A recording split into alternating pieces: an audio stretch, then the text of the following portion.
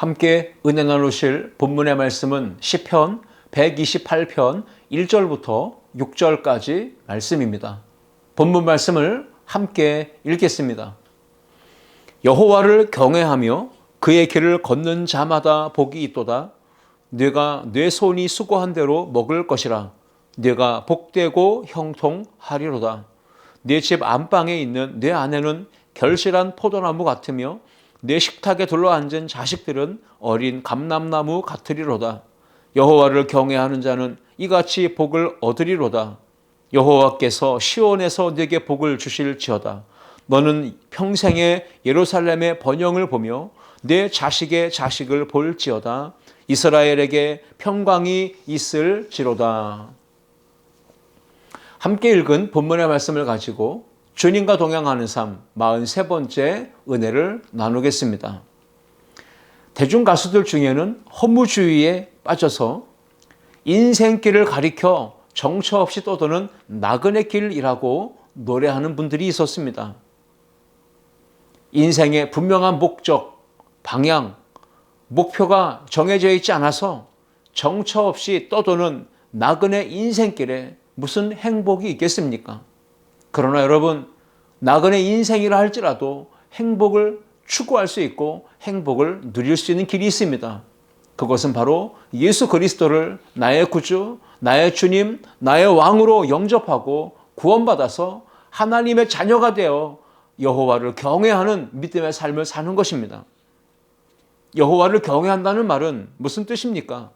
하나님께서 지금도 살아계시며 역사하시며 나와 함께 하신다는 것을 믿는 그 믿음을 전제로 하는 것이 여호와를 경외하는 것입니다.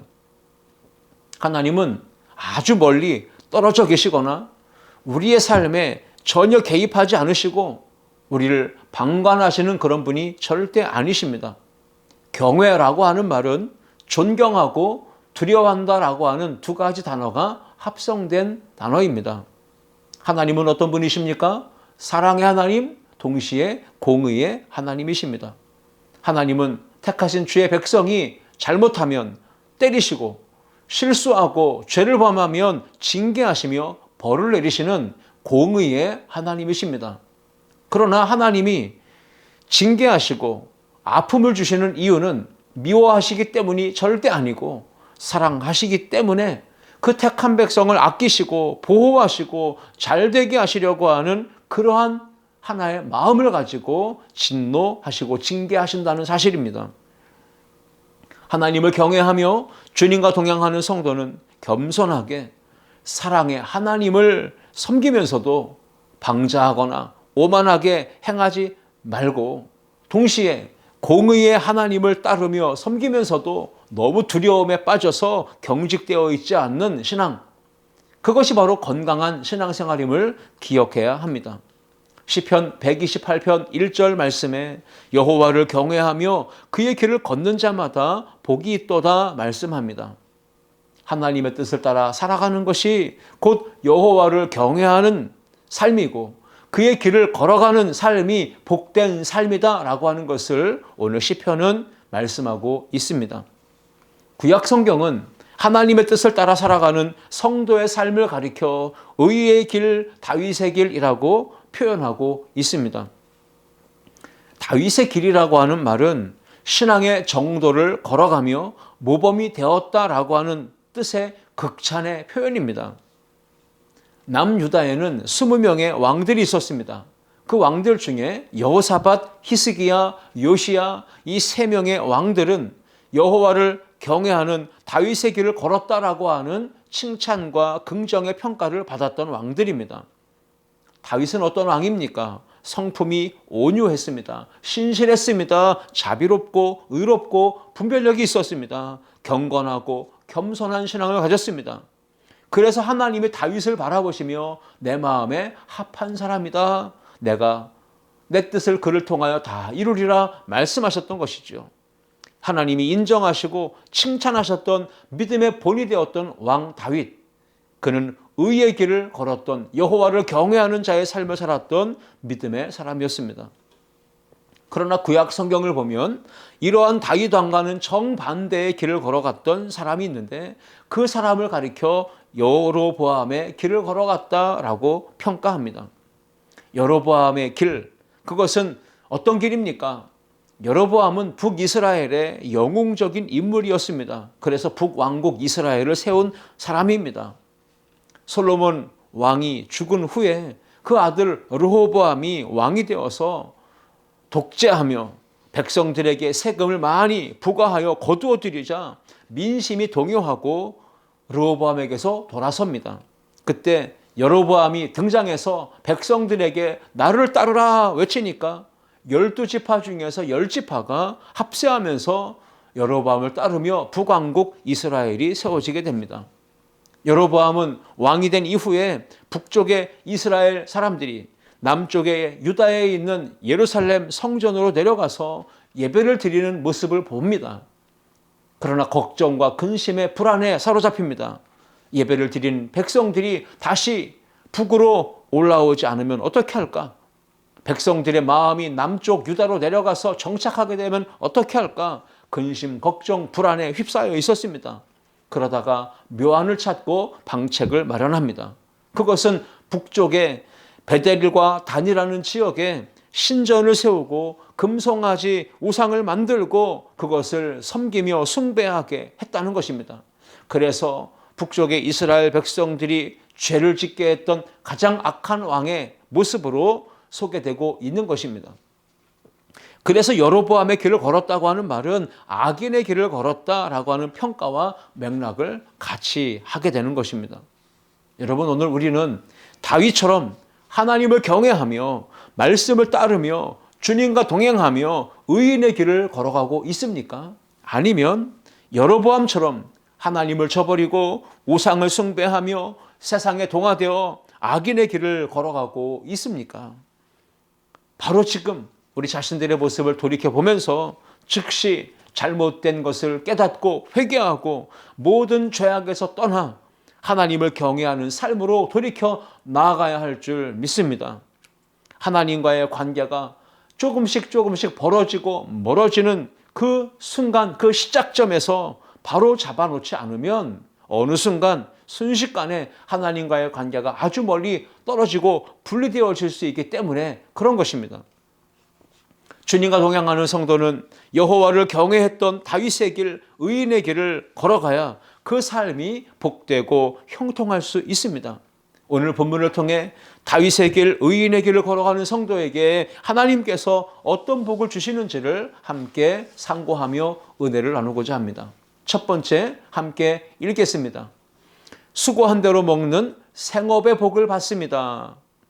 오늘 본문 시편 128편 2절 말씀입니다. 내가 내 손이 수고한 대로 먹을 것이라 내가 복되고 형통하리로다. 여호와를 경외하며 다윗의 길, 의인의 길을 걷는 성도들에게는 하나님께서 그 손이 수고한 대로 열매를 거두고 열매를 먹게 되는 복을 주신다고 말씀합니다. 복 있는 사람의 모습이 우리가 생각하는 것과는 차이가 있지 않습니까?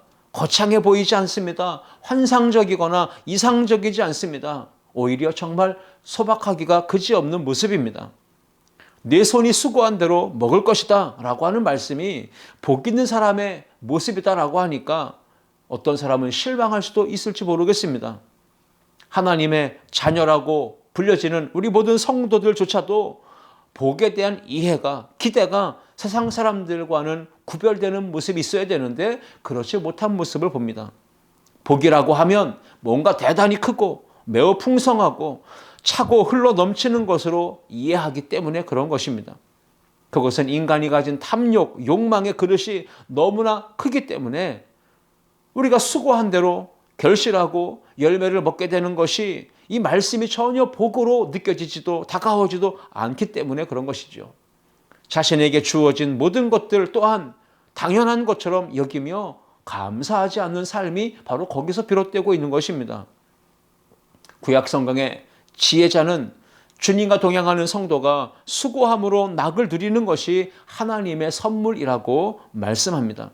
그러니까 우리가 일한 만큼, 수고한 만큼, 땀 흘리고 노력한 만큼 열매를 거두고 먹을 수 있게 되는 것이 바로 하나님의 선물이며 복이다라고 하는 것이죠. 전도서 3장 13절 말씀입니다. 사람마다 먹고 마시는 것과 수고함으로 낙을 누리는 그것이 하나님의 선물인 줄을 또한 알았도다라고 말씀합니다. 넘치도록 많은 재물과 양식을 쌓아놓고 더 이상 구하지 않아도 되는 그렇게 몸이 건조한 인생이 아니라 날마다 일용할 양식을 채워주실 것을 바라보며 기도하고 하루하루 수고한 만큼 낙을 누리며 살게 되는 그 삶이 하나님의 선물임을 고백하며 감사하는 삶을 살아야 된다라고 하는 교훈을 우리에게 주고 있습니다. 오늘날 현대사회는 과거와 다릅니다. 수고하면 시간을 들여서 땀을 흘려 일하면 마땅히 그에 따르는 대가와 보상을 소유로 얻게 되어 있습니다. 만약에 수고했는데도 대가를 얻지 못한다면, 직장에 취직했는데 월급을 받지 못한다면 고용노동부에 신고해서 내가 수고한 임금을 받아낼 수도 있지 않습니까? 그런데 고대 사회에서는 내가 씨를 뿌리고 내가 물을 주고 내가 땀 흘리고 애를 써서 결실을 맺도록 온갖 희생을 다 했을지라도 열매를 거두어 나의 소유로 삼을 수 없는 경우들이 많이 있었다는 것을 생각해 볼 수 있습니다.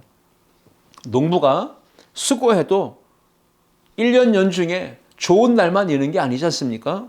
가뭄이 오고 홍수가 오고 해충이 오고 태풍이 불고 우박이 내리고 전염병과 같은 자연재해들로 인해서 농부의 수고가 헛수고가 될 때가 있지 않습니까? 아무리 수고해도 그 수고의 열매를 거둘 수 없고 먹을 수 없는 일들이 발생할 때가 있습니다. 영업하시거나 장사하는 분들은, 사업하는 분들은 뜻하지 않는 불의의 사고들로 인해서 모든 수고와 투자와 헌신이 물거품이 되고 마는 때가 있지 않습니까? 수고했는데 힘센 이방 나라 강대국이 쳐들어와 침입해서 강도 때처럼 농작물을 짓밟고 소유를 짓밟고 약탈하는 일들이 벌어지고 있지도 않습니까? 잘 될 것이라고, 투자하면 무조건 대박 날 것이라고 생각하고 사업을 시작했는데 뜻한 대로 일이 잘 안 풀리고 사업이 실패하고 결국 문을 닫게 되는 때도 있지 않습니까? 그래서 오늘 본문 2절 말씀처럼 손이 수고한 대로 먹게 되는 것이, 이것이 바로 전적으로 하나님의 손 주권에 달려있고 하나님의 은혜가 아니고서는 절대로 이루어질 수 없는 일이라는 것입니다. 여호와를 경외하는 자는 수고하고 애쓸 때마다 하는 일이 잘 되게 하고 또 형통하게 하신다라고 하는 말씀이 오늘 본문의 시인이 하고자 하는 메시지입니다. 어떤 사람이 손이 수고한 대로 먹게 되는 생업의 복을 받을까요? 바로 여호와를 경외하며 의인의 길을 걷는 자라고 하는 것입니다. 그러므로 우리는 수고한 대로 먹게 되는 것이 얼마나 큰 하나님의 은혜와 선물임을 기억하면서 하나님의 은혜를 간구하는 삶을 살아가야 할 것입니다. 신명기 28장 말씀 보시면 하나님께서 우리에게 복 주신다 말씀하십니다. 신명기 28장 8절에 여호와께서 명령하사 내 창고와 내 손으로 하는 모든 일에 복을 내리시고 내 하나님 여호와께서 내게 주시는 땅에서 내게 복을 주실 것이며 말씀합니다. 주님과 동행하는 성도가 손으로 수고하며 땀 흘리는 모든 일들에 하나님이 복과 은혜를 주시고 선물을 주신다라고 하는 말씀이죠. 신명기 28장 12절 말씀도 여호와께서 너를 위하여 하늘의 아름다운 보고를 여시사 내 땅에 때를 따라 비를 내리시고 내 손으로 하는 모든 일에 복을 주시리니 내가 많은 민족에게 꾸어줄지라도 너는 꾸지 아니할 것이요 라고 말씀하고 있습니다. 하나님의 하늘 보물 창고가 열리는 복이 여호와를 경외하며 의인의 길을 걸으며 감사하며 찬송하며 예배하며 주님과 동행하는 삶을 사는 성도에게 부어지는 복이라고 하는 것입니다. 생업이 잘 되게 하시는 복을 받으려면 다윗처럼 믿음의 선진들처럼 여호와를 경외하며 의인의 길을 걸으며 하나님의 성전에 나와 예배하는 삶을 살아가야 할 줄 믿습니다. 지난 다니엘 기도회 가운데 아들 예찬이가 기말고사를 치르는 기간과 겹쳤습니다. 그런데 아들이 시험을 보는데 학원에도 다녀야 하고 늦게까지 공부도 해야 하지만 다니엘 기도회를 그렇게 좋아합니다. 교회 가서 강사님들을 말씀을 듣고 또 함께 찬양하고 기도하는 것을 그렇게 좋아했습니다. 시험 때문에 그것이 못하는 일들이 발생할까 마음에 근심을 하더니 어느 순간 결심을 합니다. 이번 시험은 하나님께 맡기고 다니엘 기도에 참여하면서 내가 시험 보겠다라고 하더니 다니엘 기도에 열심히 참여해서 은혜를 받았습니다. 그 결과 어떻게 됐을까요? 다니엘 기도에 참석하고 늦은 시간에 집에 가서 새벽까지 공부하다가 학교 가서 시험 보고 그런 일들이 며칠 동안 반복돼서 결과가 나왔는데 그 결과 하나님께 기도하고 예배했더니 하나님께 맡기고 나아갔더니 하나님이 은혜 주셔서 생각보다 훨씬 성적이 잘 나왔다. 이렇게 간증을 했습니다. 전교에서 2등을 했는데 1등과 0.1점 차이로 2등을 했다라고 하는 소식을 들었습니다. 아들이 그것을 보면서 하나님의 은혜라고 간증을 하고 싶다고 하더라고요. 오늘 우리는 어떠한 인생을 살아가야 합니까? 하나님은 믿음으로 살아가는 자, 하나님을 경외하며 그 말씀대로 순종하며 성전에서 예배드리며 살아가는 그 백성들의 삶을 결코 헛되게 하지 않으십니다. 하나님은 그들의 손이 하는 대로 복 주시고 잘 되게 하셔서 열매를 거두고 열매를 먹게 하신다라는 사실을 믿고 하나님의 은혜 안에 살아가는 저와 모든 성도들 되시기를 주님의 이름으로 축원합니다. 둘째, 함께 읽겠습니다. 가정이 번성하고 화목한 복을 받습니다. 오늘 본문 시편 128편 3절과 4절 말씀입니다. 내 집 안방에 있는 내 아내는 결실한 포도나무 같으며 내 식탁에 둘러앉은 자식들은 어린 감람나무 같으리로다. 여호와를 경외하는 자는 이같이 복을 얻으리로다 말씀합니다. 여호와를 경외하는 믿음의 사람의 가정은 복을 받아서 가정이 번성하고 화목하게 된다라고 하는 말씀을 주십니다. 시인은 여호와를 경외하는 자의 집 함께 더불어 소소하게 일상의 삶을 살아가는 복을 받을 것이다 라고 하는 말씀을 주고 있습니다. 그래서 집 안방에는 결실한 포도나무와 같은 아내가 있고 식탁에는 어린 감람나무와 같은 자식들이 둘러앉아 있는 모습을 연상시켜 줍니다.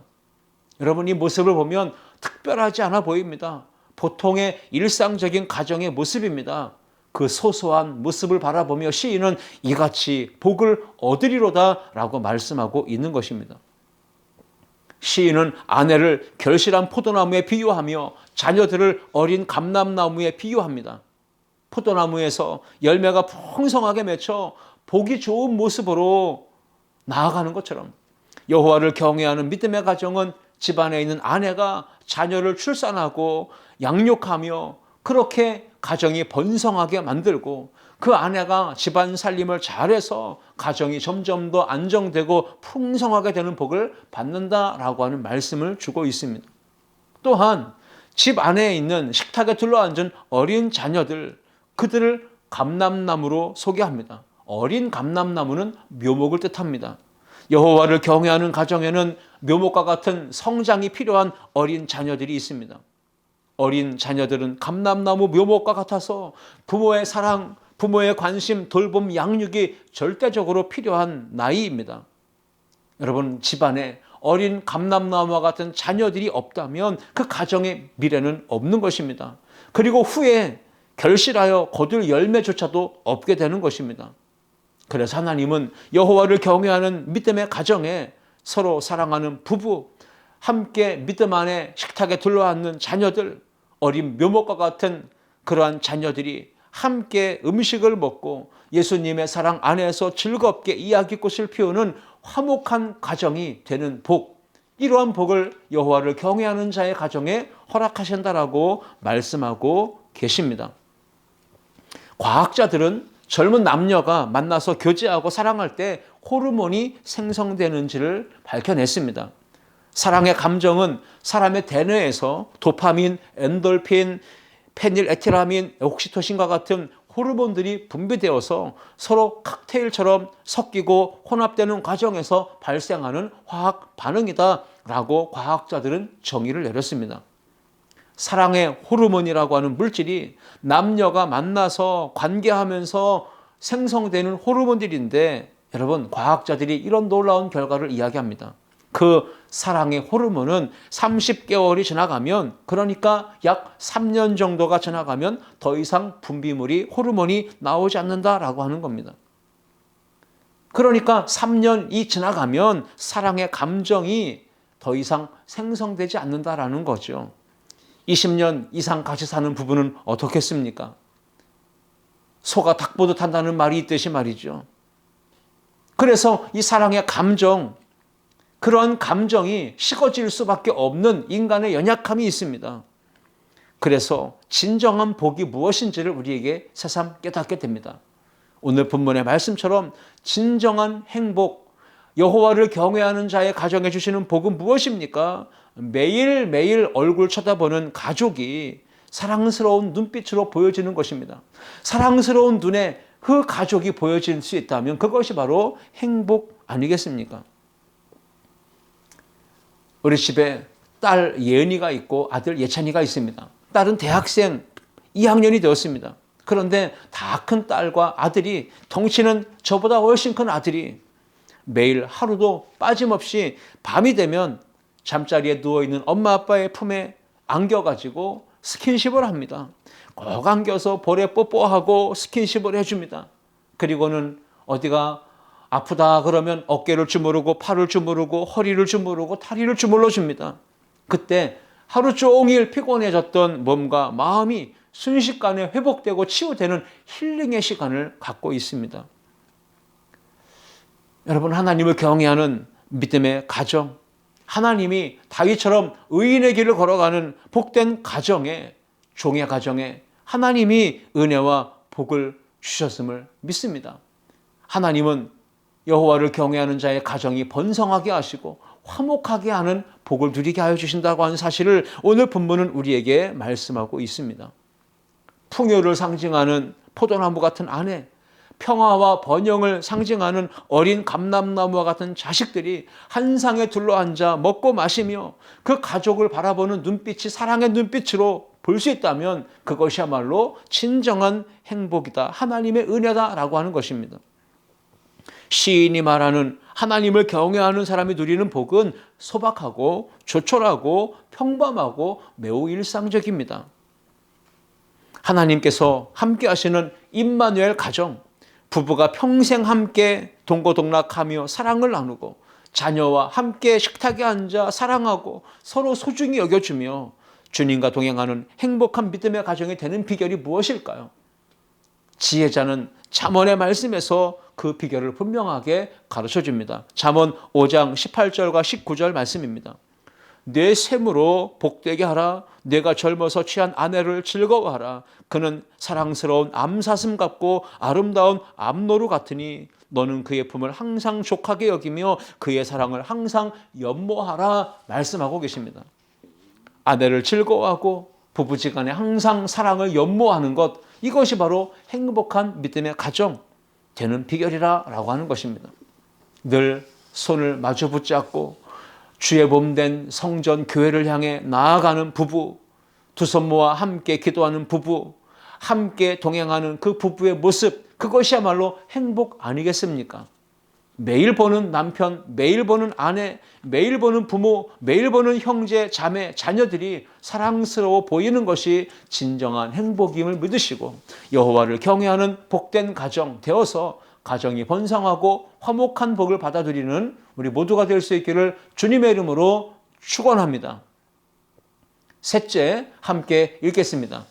성전 예배를 통해 영적인 복을 받습니다. 우리가 영적인 눈으로 본다면 지금 현재 코로나19 이 팬데믹 시대에 사탄이 사람들의 마음에 가라지를 뿌려놓은 것을 우리가 볼 수 있습니다. 지금 사람들의 마음은 어떻습니까? 코로나 블루, 불안이 계속 가중되어 있습니다. 코로나 레드, 그 불안을 넘어서서 사람들은 분노의 감정에 사로잡혀 감정 조절이 잘 안 되어지는 참 강팍한 시대를 살아가고 있습니다. 코로나 블랙, 절망의 그림자, 어둠이 잔뜩 드리워져서 이 절망의 늪에 빠져 허우적거리며 절망 가운데 낙심하고 실패의식에 빠져 좌절하는 이들이 참으로 많습니다. 바로 이것이 바로 사단이 사람들의 마음에 심어놓은 불안의 가라지요, 근심과 염려, 걱정, 두려움의 가라지, 이 나쁜 씨들이라고 하는 것입니다. 장수하는 것이 분명 복입니다. 그런데 이 코로나19의 영향력인지 사람들은 재수없이 코로나에 걸려서 감염돼서 병들고 또 죽으면 어떡하나, 이렇게 병들어서 몸과 마음이 늙어 노후 대책도 없는데 이렇게 대책 없이 오래만 살면 어떡하나, 그래서 근심하고 염려하고 불안해합니다. 사람들은 적금을 들까, 보험을 들까, 땅을 사야 되나, 집을 사야 되나, 아니면 살기 좋은 나라로 이민을 가야 되나, 별별 고민과 염려와 방책을 찾아내고 이렇게 하루하루 불안 가운데 살아가고 있습니다. 오늘날 많은 사람들이 근심과 걱정과 염려, 불안, 두려움 주식회사를 차려놓고 염려 공장 공장장으로, 걱정 공장 이사장으로, 불안 공장 본부장으로 취임해서 밤낮으로 무거운 짐을 짊어지고 그렇게 하루도 쉼을 누리지 못한 채 살아가고 있습니다. 오늘날 현대인들의 마음은 어떻습니까? 우울증이 극심해집니다. 정신적인 장애들로, 마음의 상처들로 계속해서 시달리고 있습니다. 그러다 보니 대인관계에서도 갈등이 심해지고 마음에는 평안을 찾을 수가 없는 것입니다. 주님과 동행하는 성도의 삶, 여호와를 경외하는 자의 삶의 모습은 하나님께서 영적인 복을 누리게 하신다는 것입니다. 구약 성경에 느부갓네살 왕이 있습니다. 느부갓네살은 주변 나라들을 모두 정복하면서 정벌하면서 예루살렘까지도 침략하여 성전도 회파하고 그렇게 모든 유다 백성들을 포로로 사로잡아 갔습니다. 느부갓네살 왕은 바벨론을 대제국으로 만듭니다. 그래서 128개의 도로 나누어서 다스립니다. 그는 바벨론 궁에서 화려하게 호의호식하며 부귀영화를 누리며 평안을 누리고 있었습니다. 그런데 느부갓네살 왕이 하나님이 주시는 경고의 사인에도 불구하고 정신 차리지 않습니다. 스스로 높아져 교만해졌을 때 하나님은 7년의 환난을 주십니다. 그 결과 느부갓네살은 참된 평안을 빼앗기고 상실한 채 비참한 인생을 살게 됩니다. 하나님은 느부갓네살이 7년 동안 정신을 잃어버리게 만들고 사람들에게서 쫓겨나게 하고 들짐승처럼 살게 되고 소처럼 풀을 뜯어먹고 몸은 하늘 이슬에 젖고 머리털은 독수리 털과 같이 되어질 것이고 손톱은 새발톱처럼 될 것이다 말씀을 하셨습니다.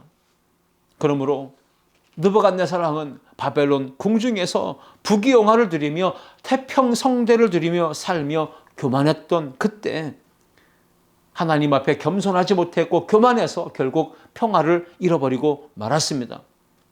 그러므로 우리는 이 느부갓네살처럼 교만하여 평안을 잃어버리는 자가 되지 말고 여호와를 경외하며 겸손하게 성전에 나와 엎드려 하나님을 예배하며 주 안에서 심령천국, 마음천국, 가정천국, 교회천국의 복을 누리는 행복한 삶을 사는 우리 모든 성도들이 되시기를 주님의 이름으로 축원합니다.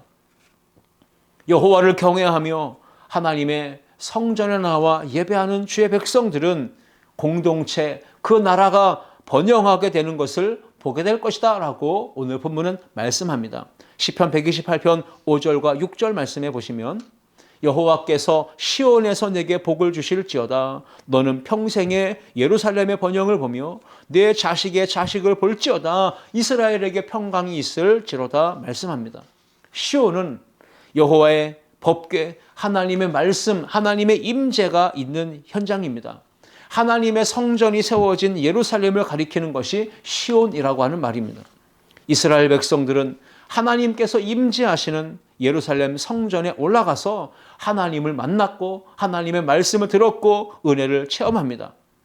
예배하면서 복을 받기 위해서 이스라엘 백성들은 성전을 향한 발걸음, 먼 순례의 여행길도 마다하지 않았습니다. 그렇게 먼 길을 순례해서 성전에 도착하면 가장 중요하게 여기며 행했던 일이 무엇일까요? 기도하며 찬양하며 말씀 듣고 하나님을 예배하는 것이었습니다. 그러므로 우리의 신앙생활을 돌아봅니다. 가장 중요한 것이 무엇입니까? 성전의 신앙이고 하나님을 예배하는 신앙이 우선이라고 하는 것입니다. 성전에 나오면 가장 먼저 하나님 앞에 기도하고 찬송하고 예배하며 말씀 앞에 서야 합니다. 예배드리고 은혜 받은 뒤에 내가 맡은 바 그 직분 사명을 감당하고 충성 봉사 헌신해야 하는 것입니다. 우선순위가 바뀌면 절대 안 됩니다. 신령과 진정으로 예배를 드리며 하나님께서 주시는 힘과 은혜, 지혜, 권능을 공급받고 마음에 참 평안을 누린 그 성도가 봉사할 때 그 공동체가 평안해질 수 있는 것입니다. 하나님은 성전의 신앙을 통해 예배를 통해 영적인 복을 허락하시는 분이시라고 하는 걸 믿으시길 주님의 이름으로 축복합니다. 하나님을 경외하는 자, 성전에 예배를 드리는 자, 그는 불의와 부정과 폭력과 전쟁이 만연한 이 시대 가운데 평강의 복을 누릴 수 있습니다. 하나님을 경외하는 자는 그 나라가, 그 공동체가 복을 받기 때문에 정치가, 기업과 국가의 지도자들은 반드시 하나님을 두려워함으로 경외함으로 섬기는 자리에 나아가야 할 것입니다. 참된 평안은 오직 하나님께서만 주실 수 있는 것입니다. 하나님과의 관계가 화목하게 된 사람만이 마음의 참된 평안을 얻을 수 있습니다. 그래서 오늘 시인은 하나님과의 관계를 화목하게 되기를 원하는 자, 그 마음에 하나님 주시는 평안을 누리기 원하는 자는 누구든지 성전으로 나오라, 예루살렘으로 나오라, 시온으로 나오라, 주님의 몸된 교회로 나오라 라고 선언하고 있는 것입니다. 주님의 몸된 성전 교회 나오면 하나님과 화목한 관계를 회복하게 되고 마음에 참된 평안을 누릴 수 있게 된다. 이것이 바로 영적인 복이라고 하는 것입니다. 여러분, 그러나 교회 나온다고 모두가 다 마음이 평안해지는 건 아닙니다. 예수님을 나의 구주로 영접하고 그 예수님을 내 삶의 주인으로 모셔드릴 때 그때 주님이 다스리시니 평안이 임하는 것입니다. 영적인 복은 바로 하나님과의 관계를 회복하는 것이며 마음의 평안을, 참 평안을 누리는 것입니다. 예수님께서 십자가에 달리셨을 때 흘리신 그 보배로운 피, 그 보혈을 믿을 때 우리의 모든 죄가 사해지는 복, 이것이 바로 영적인 복인 줄 믿습니다. 예수님은 하나님과 죄인된 나 사이에 깨어진 관계를 다시 화목하게 회복시켜 주시려고 친히 화목 제물이 되셨습니다. 하나님의 어린 양이 되셔서 속죄의 피를 흘리시고 죽어주셨습니다. 이 세상에 진정한 행복은 오직 예수님의 십자가 앞에 나와서 그 모든 무거운 죄의 짐을 벗어버리고 죄 사함의 용서의 은혜를 받을 때 누릴 수 있는 것입니다. 그것이 바로 영원히 잘 되는 복입니다. 영적인 복은 성전에 예배를 드리며 하나님 앞에 나와 죄사함의 은혜를 누릴 때 마음의 평안을 누리는 것, 이것이 바로 참된 행복이고 영적인 복인 줄 믿습니다. 참된 행복은 오직 예수 그리스도 안에 있습니다. 요한복음 14장 27절 말씀에 평안을 너희에게 끼치노니 곧 나의 평안을 너희에게 주노라. 내가 너희에게 주는 것은 세상에 주는 것과 같이 아니하니라. 너희는 마음에 근심하지도 말고 두려워하지도 말라 말씀하셨습니다. 여러분, 세상에 돈이나 권력이나 지식이나 인맥으로 절대로 얻을 수 없는 것이 평안이고 행복입니다. 우리 아름다운 교회가 2021년도에는 동행이라고 하는 주제로 주님과 연합하여 살아가는 행복을 누려왔습니다. 그리고 우리는 2022년도를 바라보며 거침없이 담대하게 주님과 함께 살아가는 삶을 힘쓰고자 목표를 정했습니다.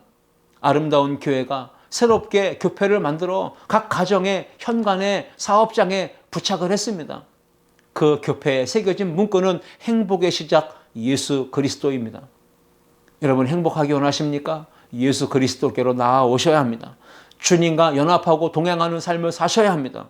오늘 본문의 시인은 여호와를 경외하며 다윗처럼 의인의 길을 걸어가는 자에게 하나님께서 어떤 복을 주시는지를 분명하게 말씀했습니다.